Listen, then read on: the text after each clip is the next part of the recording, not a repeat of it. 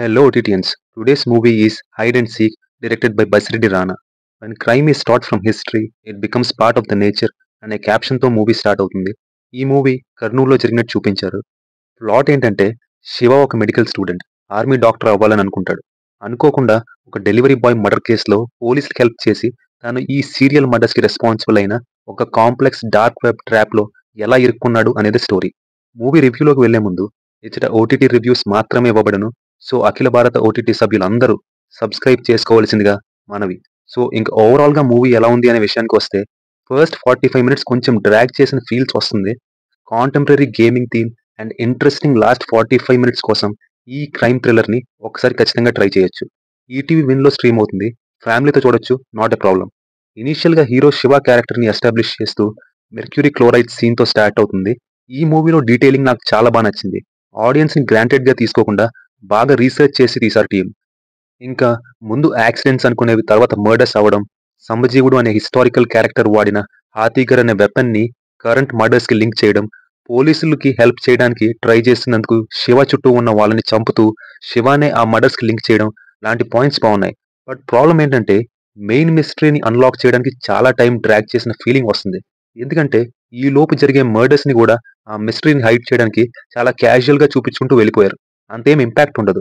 ఎప్పుడైతే సెకండ్ హాఫ్లో gaming and dark web mystery unlock అవుతుందో అప్పటి నుంచి మూవీ ఇంట్రెస్టింగ్ టర్న్ తీసుకుంటుంది. చివరి వరకు గ్రిప్పింగ్గా తీసుకుని వెళ్లారు. గేమ్ డిఫరెంట్ లెవెల్స్ని చూపించడం, ప్లేయర్స్ బిహేవియర్ అంత రాడికల్గా ఉండడానికి enough reasons like addiction, hypnosis and డ్రగ్స్తో కన్విన్సింగ్గా చూపించారు. గేమ్ని క్రియేట్ చేసిన ఈ వ్యక్తిని రివీల్ చేసినప్పుడు అంతేం షాకింగ్ ఇంపాక్ట్ ఇవ్వకపోయినా అంత ఈజీగా అయితే ఎక్స్పెక్ట్ చేయలేం.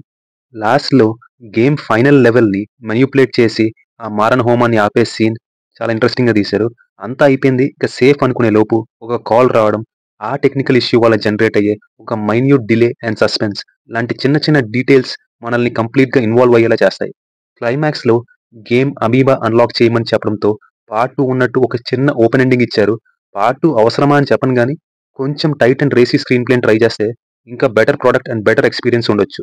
సినిమాలో నాకు క్వశ్చనబుల్గా అనిపించిన ఆస్పెక్ట్స్, మర్డర్ డిస్క్రిప్షన్ అంత క్లియర్గా శివకు తెలిసిన తన ఫ్రెండ్ మీద అసలు ఎందుకు అనుమానం రాలేదు అనేది బిగ్ క్వశ్చన్ మార్క్.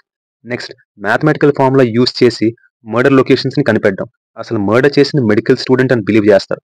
అంటే మెడికల్ స్టూడెంట్కి మ్యాథ్స్ రాదని కాదు, అరే సడన్గా ఈ మ్యాథ్ కాన్సెప్ట్ ఎక్కడి నుంచి వచ్చింది అనేలా మ్యాథ్ని యూస్ చేసి కేసుని సాల్వ్ చేసేయడం కొంచెం ఆడ్ ఫీలింగ్ ఇస్తుంది. ఫైనలీ అంత టైట్ సెక్యూరిటీ ఉన్నప్పుడు హాస్పిటల్ నుండి శివ ఎస్కేప్ అయి అండ్ మళ్ళీ వాళ్ళ అక్కకి బాగాలేదన్నప్పుడు ఏదో అత్తారింటికి వచ్చినట్టు వెళ్తూ ఉంటాడు.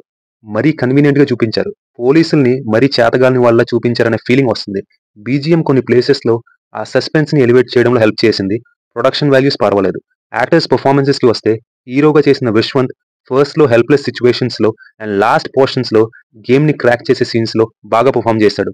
హీరోయిన్ రోల్కి పెద్దేం ఇంపార్టెన్స్ లేదు, ఏదో స్టార్టింగ్లో అలా అలా కనిపిస్తుంది అంతే. ఉమెన్ పోలీస్ ఆఫీసర్గా చేసిన శిల్పా మంజునాథ్కి ఫుల్ లెంత్ రోల్ పడింది and she did a commendable job. That's it guys. ఈ వీక్ రిలీజ్ అయిన ఓటీటీ మూవీస్కి రివ్యూస్ ఆల్రెడీ ఛానల్లో అప్లోడ్ చేశాను, ఒకసారి చెక్ చేయండి. Signing off, your late back ఓటీటీఎన్.